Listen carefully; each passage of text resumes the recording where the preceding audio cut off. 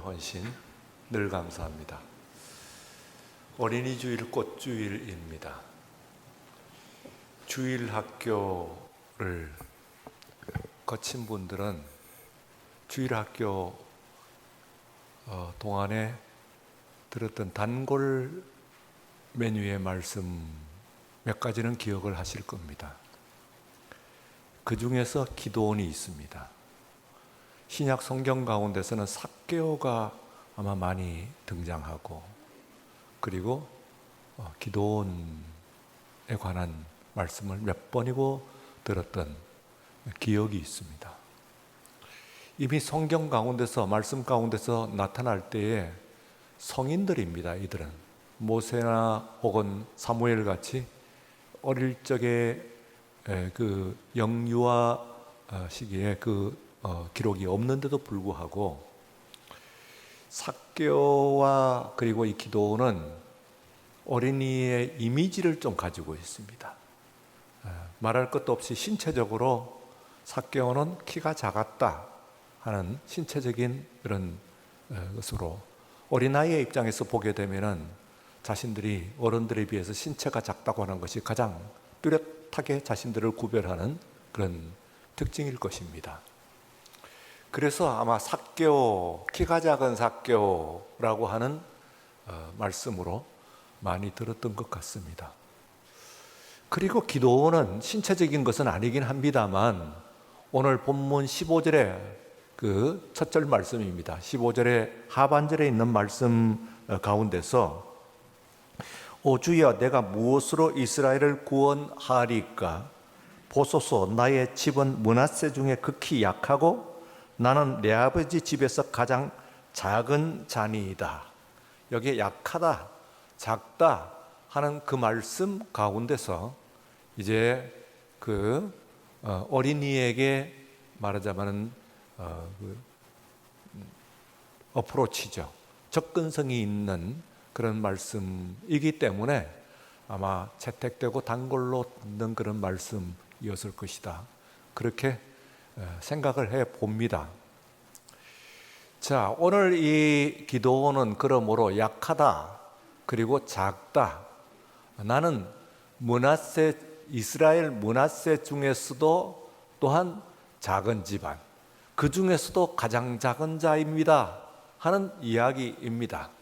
그러니까 그것이 그 당시에 이 기도원의 자의식이었다, 자의식을 반영하고 있는 말씀이다, 그렇게 생각할 수가 있어요. 그래서 오늘은 이 가운데 있는 차별이라고 하는 그 당시에 이스라엘은 그 미디안이라고 하는 족속들에 의해서 차별을 받고 있었고, 그리고 그 중에서도 또한 같은 집안 식구들 가운데서도 차별을 받고 있는 그런 모습입니다.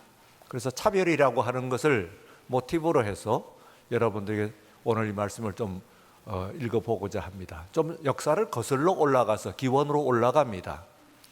창세기로 올라가는데 야곱이라고 하는 사람의 12명의 아들 가운데서 이 므낫세 지파의 조상인 요셉이라고 하는 사람은 11번째 아들로 태어났습니다. 사실은 12번째가 있긴 합니다만 그가 태어나서 자라는 동안에 있어서는 그는 막내는 아직 태어나지 않았으니까 그는 그 당시에 막내였습니다. 막내였을 뿐만 아니라 야곱은 그 총 4명의 여인을 통해서 그 자손들을 보았는데 의도적으로 그렇게 된 것은 아닙니다. 사실은 상황이 그렇게 엮여져 가지고 사연이 있어 가지고 그렇게 된 것인데 창세기를 읽어보신 분들은 그 사연을 우리가 다 알 수가 있습니다.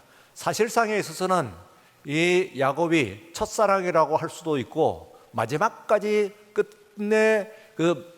끝까지 사랑을 한 사람의 여인이 바로 라헬이라고 하는 아내입니다. 그런데 이 라헬은 그 위에 있는 먼저 이제 레아를 비롯해서 이런 아내들이 자녀를 아들을 볼 동안에 있어서 내내 아들이 없었으며 무자했습니다. 그러다가 마침내 그 위에 10명의 아들이 형이 난 이후에 이제 이 요셉이 태어난 것이죠. 그러니까 말하자면은 이 라헬을 통해서 본 첫 아들입니다. 또 그때는 유일한 아들입니다. 그러니 이 집안에서 이 아버지와 그리고 어머니가 다른 아들들과 이 아들을 차별을 했습니다. 그것은 또 그 차별이라기보다는 차별에서 더 우월한 대우를 한 것이죠.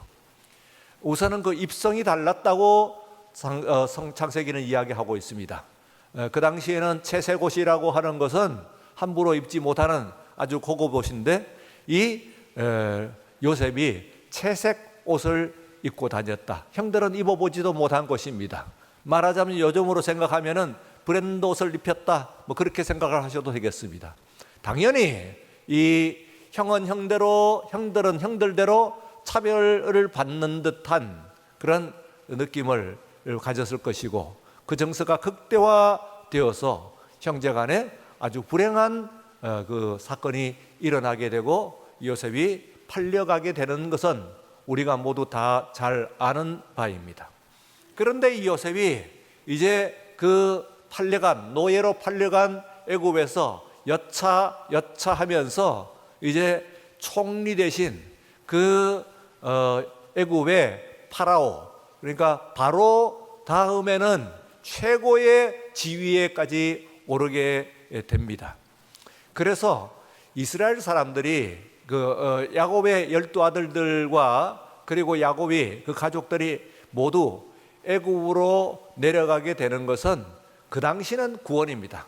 역사는 참 아이러니한 것인데, 그때는 우리들은 그 구약 성경의 두 번째 권 출애굽, 엑소더스 하는 것이 그 엑소더스가 곧 구원이라고 하는 그런 의미입니다. 탈출하는 것이 구원이죠. 그런데 역사의 아이러니가 처음 들어갈 때부터 그게 출애굽이 구원이 아니고 입애굽, 말하자면 출애굽이 아니고 입애굽이 구원입니다. 그 당시에 온 세계를 뒤덮었던 가뭄, 그리고 모두가 굶어 죽을 수밖에 없는 그런 상황 가운데서 이 야곱의 아들들은 요셉 덕분에 나일의 그 곡식이 풍부한 그런 곳으로 이제 내려가서 구원을 받을 수가 있었던 것이죠. 뿐만 아니라 또한 바로 다음으로 가는 그런 특별한 지위를 가지고 있는, 높은 지위를 가지고 있는 사람의 그 가족 일가로서 아주 특별한 대우를 받았습니다. 그곳에서. 그러다가 나중에 이제 시간이 지나면서 그 애굽 국내의 사정이 바뀌면서 이제 그 땅에 히브리 노예들로 전락해 간 것이라고 할 수가 있죠. 그래서 들어갈 때는 입애굽이 구원이었고, 성경의 두 번째 구원된 출애굽이 이제는 구원이 되는 그런 것을 우리가 볼 수가 있습니다. 그런데 이 출애굽 하면서 이 요셉의 그 아들이 둘이 있습니다. 그 두 아들이 하나는 에브라임이고 다른 하나는 이제 말하자면 첫아들인데 므낫세라고 하는 아들입니다. 이미 이게 차별의 그 암시가 있는 것이 처음 이 할아버지 요셉이 이제 그 두 아들을 이미 내려가 보니까 요셉은 애굽에 있는 제사장, 이방인 제사장이죠. 제사장의 그 딸과 결혼을 해서, 그래서 애굽 사람과 결혼을 해서 두 아들을 낳았어요. 그래서 태어나서 처음 보는 이 두 아들을 할아버지가 이제 축복을 하는 장면이 나옵니다. 근데 그 축복을 하는데 한꺼번에 둘이가 나와가지고 양손을 하나씩 얹어가지고 축복을 하게 되어 있는데, 그 축복의 장면 가운데서 아주 장례를 암시하는 아주 독특한 그런 장면이 나옵니다.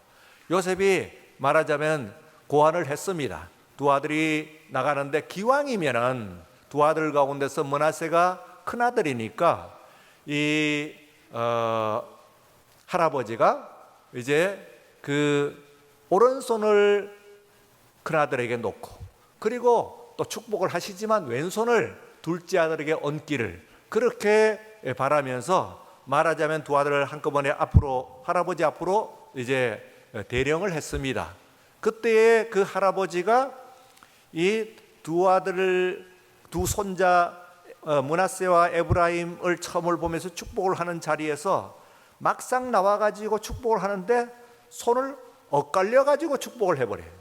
그러니까 그 아버지가 생각한 것과는 반대 효과가 난 것이죠.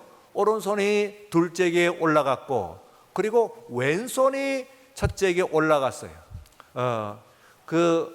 당황해서 아버지가 교정을 합니다. 요셉이 아버지, 할아버지, 그 손자 오른쪽에 있는 아이가 그 큰 아이입니다 하고 교정을 했습니다만, 그러나 나도 안다, 내가 일부러 그렇게 한 것이다, 의도적으로 그렇게 한 것이다 하고 이제 그렇게 축복을 했습니다.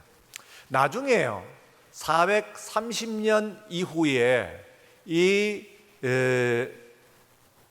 자손들이, 이 12아들들의 자손들이 출애굽을 하는데요, 그동안에 틀림없이 이 에브라임과 그리고 므낫세가 처음 시작부터는 그렇지 않았어요. 히브리 노예들은 아니었으니까 이 사람들이 말하자면은 특별한 대우를 더욱 받았을 것이에요. 총리 대신에 바로 아들들이니까. 그래서요, 애굽 속에서도, 애굽 가운데서도 얼마인지 모르겠지만 몇 대를 거쳐서인지 모르겠습니다만 상당한 기간 동안에 번성을 했다고 볼 수가 있습니다. 보호를 받고. 그래서 이 사람들이 나중에 출애굽을 할 때 보니까 이 두 요셉의 아들들 지파가 다른 지파에 비해서 세력이 상당히 강합니다. 그 중에서도 므낫세가 상당히 강했던 것 같습니다. 그리고 또한 당장 숫자보다도 그 기원을 생각을 할 때 말하자면은 그 사람들 모두를 오늘을 있게 한 그런 장본인들 아닙니까? 그러다 보니까 아주 특별한 조처를 우리가 취하게 되는데, 그 이스라엘 사람들이 취하게 되는데, 우리가 므낫세 반지파라고 하는 말을 씁니다. 그러니까 다른 지파들은 지파끼리 모여가지고 땅에서 한 곳에서 모여서 살게 되는데, 므낫세 지파는 이쪽과 저쪽을 만나지 못하게 뚝 떨어뜨려 놓았어요.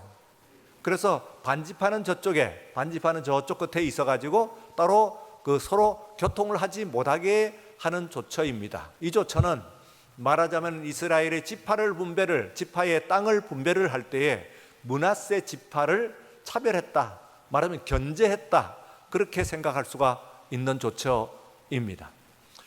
그래서 이 지파에 이제 그들이 떨어져 가지고 있는 그런 차별 대우를 받고 있는 가운데서, 므낫세 지파라고 하면 그것을 다 알고 있겠죠. 그래서 우리가 지구상에 지금 현재 마지막 남아 있는 분단 국가 하면은 바로 이 한반도를 이야기를 하고 있는데, 우리들이 그 의식을 다 가지고 있는 것과 마찬가지입니다. 이렇게 나누어져 있다, 지파가. 그리고 그 집안 중에서도 미미한 집안, 지파의 므낫세 지파 중에서 미미한 그런 집안입니다. 그 중에서도 나는 가장 작은 자입니다 하는 것은 막내이거나 혹은 그 형제들 가운데서 뭐 살림살이라든지 혹은 세상적인 어떤 그 학력이라든지 혹은 뭐 지위라든지 하는 것들이 보다 못한 그런 사람일 수가 있어요. 하여튼 나는 작은 자입니다. 바로 이 말씀 가운데서 이제 그 어린이를 향한 그런 말씀의 어프로치가 되었다, 그렇게 생각을 할 수가 있습니다. 그래서요, 오늘 이제 저는 그 말씀을 생각을 해봤어요. 이때의 그 느끼는 그 작은 자들이 느끼는 그 자의식은 어떤 것인가 하는 것을 좀 생각을 하게 되었습니다. 여러분들에게 몇 번 말씀을 드린 바와 같이 저는 저희 집안에 장남으로 태어나 자랐습니다. 집안에 뭐 한 대가 아니라 18대 장손이 이라고 하니까 어마어마하죠. 뭐 옛날 같으면 굉장한 겁니다. 18대에 계속 이어지는 그런 장손으로서 지금은 뭐 그런 것들을 그렇게 따지는 세상이 아닙니다만, 그러나 저는 자라면서 그 자의식 속에 상당히 포함이 되어 있어요. 말하자면 그런 대우를 집안에서 조금은 받으면서, 이제는 뭐 그런 세상이 아니긴 합니다만 얼마가나 그런 대우를 받으면서 자랐으니까 그 의식이 저한테는 있습니다. 그래서 동생들을 말하자면 돌본다고 하는 것이 돌보지 않은 것은 아닌데, 그러나 동생들의 입장에서 보는 것은 좀 말하면 저한테는 좀 약했던 것 같아요. 그런데 그것을 이제 근자에 제가 많이 생각을 해봅니다. 자, 내가 그 위에 형으로서 동생을 돌보는 거하고 동생의 입장에서 이걸 보는 거하고는 상당히 차이가 있겠구나 하는 생각을 해봅니다. 나는 당연하다고 생각했던 것이 어떤 의미에서는 그 상실을 빼앗긴 것이다, 그리고 주어지지 않은 것이다 하고 생각을 할 수 있는 여지도 있었을 것 같다 하는 생각을 가지게 됩니다. 이것은 꼭 집안의 형제뿐만 아니라 우리가 이 사회 가운데서도 그와 같은 그런 생각들을 할 수가 있는 것이죠. 우리의 사회에서 차별이라고 이야기하는 것들이 있습니다. 성차별 하는 것들도 있고, 그리고 또한 지역 차별 혹은 이런 것들이 우리들에게 현존을 합니다.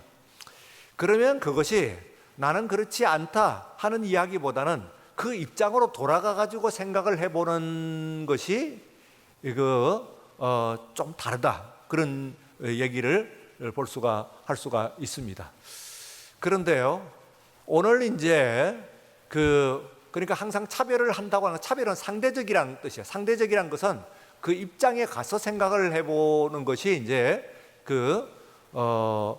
중요하다, 그런 생각입니다. 지금 여러분들이 보는 것은 차별 이제 금지법 입법을 위한 캠프의 모습입니다. 뒤에 무지개 색깔 깃발이 늘려져 있는 것을 보는데, 지금 이제 평가는 나중에 역사가 또 해야 되는 부분일 것 같습니다만, 180석 민주당의 여당, 현재까지는 여당이죠. 그로 말미암아 소위 검수완박에서 검찰 수사권 완전 박탈하는 말을 이제 그렇게 줄여가지고 이야기하는 것 같은데, 이것이 이제 통과가 되었습니다.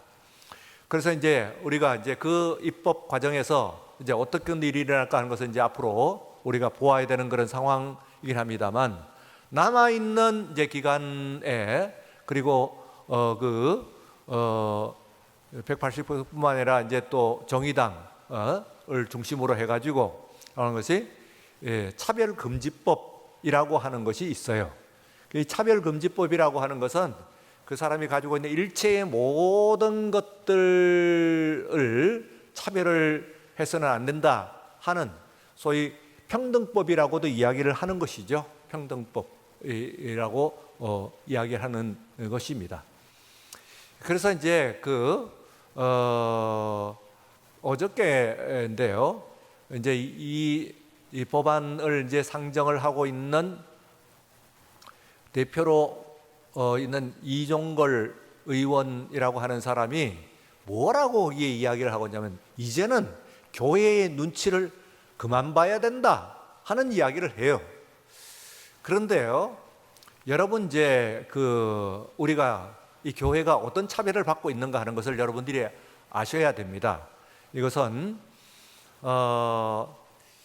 사실은요, 우리가 이 땅에, 이 세계뿐만 아니라 우리 한반도 이 땅의 역사에 있어서 차별을 철폐한 바로 장본인이 기독교 교회입니다. 우리 교회를 창립하신 사무엘 무어 선교사가 보고 그 당시에 함께 이제 한국에 조선에 와서 선교를 했던 여선교사입니다. 마르타 헌틀리라고 하는 선교사가 있습니다. 그 선교사가 이제 그 미국 장로교에 보고를 한 보고서 속에, 그 레포트 속에 있는 말씀입니다. 이것은 미국의 아브라함 링컨 대통령의 흑인 노예 해방에 비견되는 이 세계를 Turning the world upside down, 그러니까 온 세계를 뒤집어 놓은 사건이다. 아브라함 링컨 대통령이 흑인 노예를 해방시킴으로 말미암아 미국의 역사를 뒤집어 놓았고 나아가서 세계의 역사를 뒤집어 놓았던 것처럼 그것과 비견되는 혹은 그 이상으로 그야말로 조선에 있어서 백정 계급을 이제 철폐를 한 것은, 그들의 해방령을 내리게 한 것은 이 사무엘 무어의 선교사의 업적은 말하자면은 이 세계를 뒤집어 놓은, 그 아브라함 링컨과 함께 이 세계를 뒤집어 놓은 그런 엄청난 사건이다 하고 그 사건을 레포트를 합니다. 미국 북장로교회에 보고하는 보고서 속에 그 내용이 포함되어 있는 그런 내용입니다. 그러니까 이 신분을 우리가 이제 차별을 해방한다든지, 또 이 땅에 있어서의 어린이와 그리고 또한 여성, 또 노동, 4대 해방이라고 이야기하지 않습니까? 인류의 4대 해방 할 때에 성해방, 곧 여성 해방이죠. 그리고 또한 그 세대 해방, 곧 어린이 해방입니다. 그때는. 그리고 노동 해방, 이 노동자의 인권을 찾아주는 해방입니다. 그리고 계급 해방, 곧 백정을 위한 사회 해방. 이 해방을 이 땅에 가져온 바로 장본인은 기독교 역사입니다. 기독교가 이 땅에 전래됨으로 말미암아 비로소 그와 같은 해방의 역사가 일어났으니까 이 땅에 있어서의 차별을 철폐한 주체자였다, 그렇게 생각할 수가 있습니다.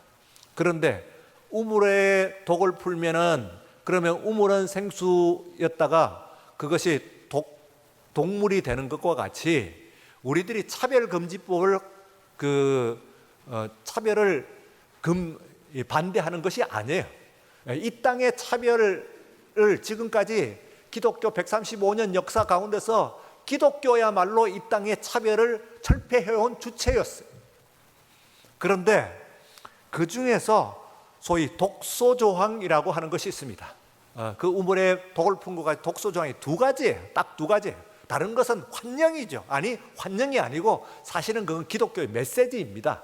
기독교의 복음 속에 포함되어 있는 거예요. 복음의 본질입니다. 두 가지인데, 그 하나는, 첫째는 바로 그 동성애입니다. 이것도요, 기독교가 동성애가 있다 하고 찾아가고 동성애를 잡고 멱을 흔들고 뭐 감옥에 가두고 하는 것은 아닙니다. 다만 우리가 동성애는 하나님께서 원하시는 것이 아닙니다, 하나님의 질서를 허물어뜨리는 것입니다 하고 이야기를 하는 겁니다. 말하자면 그렇게 선포하는 것이죠, 말씀대로. 그리고 나아가서는 이 동성애 차별 금지 속에 뭐가 포함이 됐냐면은, 그게 허락이 되면은 신학교의 입학생 중에서 신학교를 입학하는데 거기에 동성애자라고 하는 것을 알게 되면 그것 때문에, 그 이유 때문에 입학을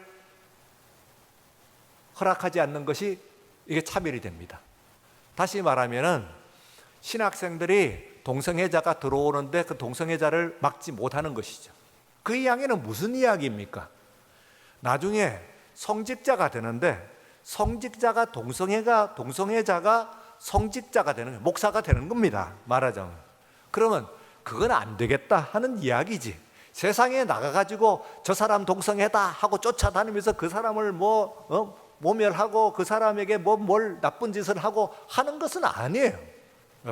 동성애가 있으면 있는 거지 뭐 어떡하겠어요. 그걸 우리가 쫓아가면서 누가 한 적도 없고, 다만 우리가 말씀 가운데 동성애는 안 됩니다 하는데, 그건 말하자면 우리가 구원해야 될 구원의 대상이죠.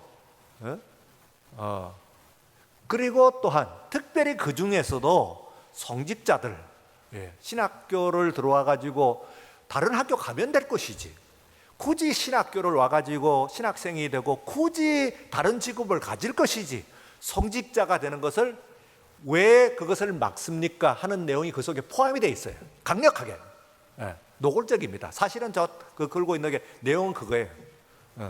우물에 독을 풀 때 뭐 우물의 문제겠어요? 독이 문제겠지?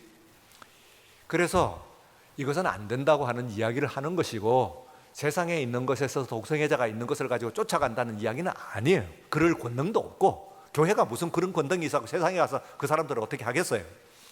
또 한 가지, 이제 종교차별입니다. 종교차별인데, 여기에서 기독교만이 절대 진리입니다. 우리 하나님만이 참 하나님이십니다. 유일하신 하나님이십니다. 또 복음이 참 구원의 길입니다 하는 이야기를 못하는 거예요. 그것이 말하자면 종교차별이 되는 것입니다. 그런데요, 특별히 여기 가운데서 다른 종교도 문제입니다만은, 지금 이제 바야흐로 우리나라에 뭐가 들어오게 되냐면은 이슬람이 이미 발을 딛기 시작을 했습니다. 여러분들 아시는 바와 같이. 근데 이 이슬람은 시작부터 기독교와 굉장히 말하자면 원한 관계에 있습니다. 마호메트라고 하는 사람이 그 교를 창시를 할 때에 굉장한 그런 원한을 가지게 됐어요. 유대교와 기독교 이 두 종교에 대해서는 굉장한, 왜냐하면 그 당시에 그가 살았던 곳에서는 불교나 다른 종교는 없었어요. 그러니까 종교가 유대교 공동체가 있었고 기독교 공동체가 있었어요. 그래서 여기서 환영을 못 받은 거예요. 말하자면은 좀 정신병자 취급을 좀 받았어요. 이상한 소리를 하고 이단자 취급을 받았어요. 그러다 보니까 이 사람이 굉장히 원한을 가지게 됐어요. 그래서 그 원한을 꾸란이라고 하는 곳에 담았습니다. 원수 갚아라 하는 이야기를 그 속에 포함을 시켜놓은 것이에요. 그래서 꾸란이라고 하는 것이 뭐냐면 우리의 성경인데, 그 성경 속에 이미 포함이 되어 있는 거예요. 원수를 갚으라고 하는 내용이 있어요, 이미. 그러니까 이 종교가 여기에 발을 딛게 된다 하면은, 여러분 아는 바와 같이 이 세상에 극종 테러를 일으키고, 그렇지 않다 이야기를 합니다만 일으키는 것이 현실이잖아요.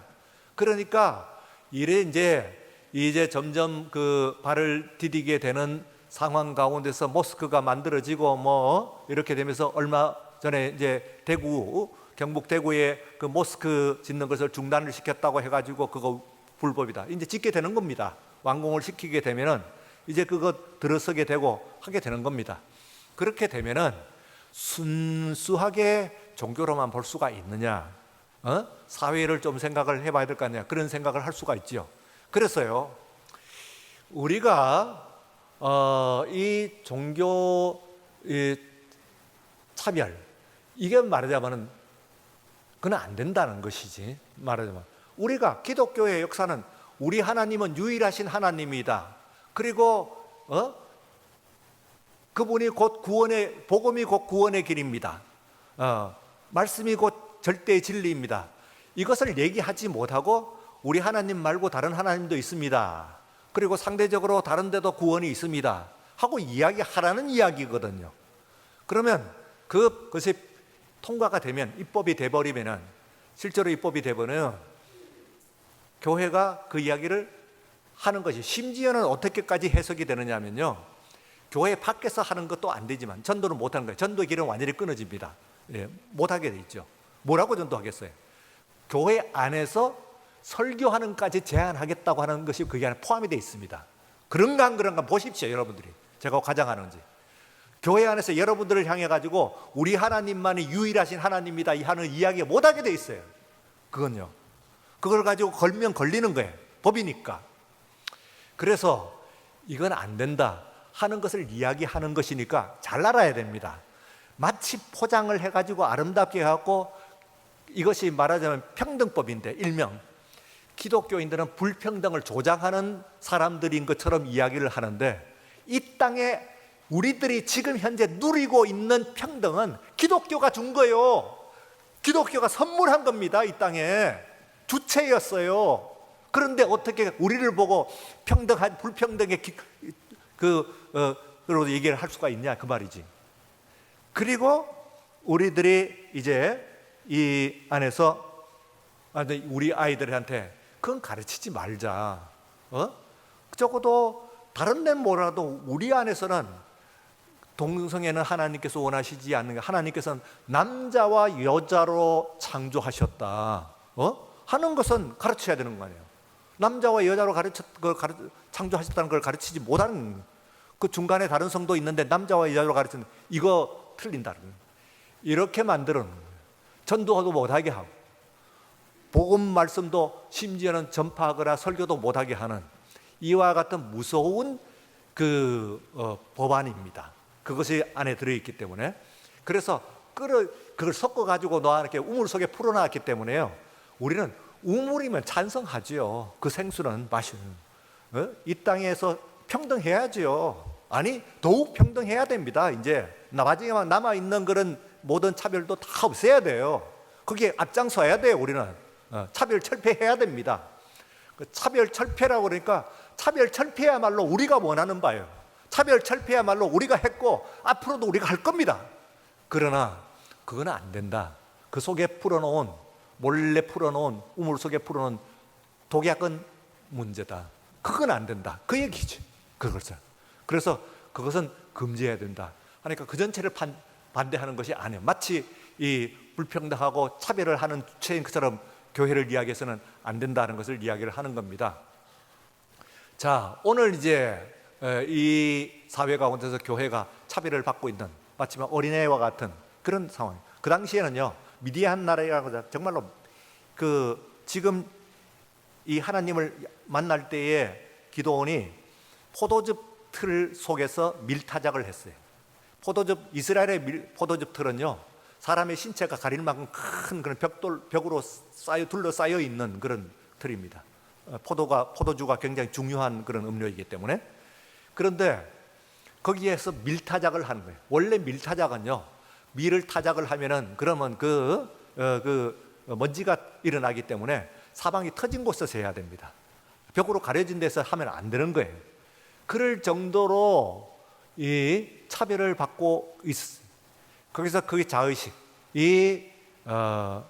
나는 정말 므낫세 집안 중에서도 가장 작은 자입니다 하는, 그러나 그에게 너는 이스라엘의 큰 용사요 하고 그를 부르시는, 그리고 그걸 통해서 하나님께 역사를 일으키신, 오늘 이 교회가 적어도 분명하게 사실대로 알려줘.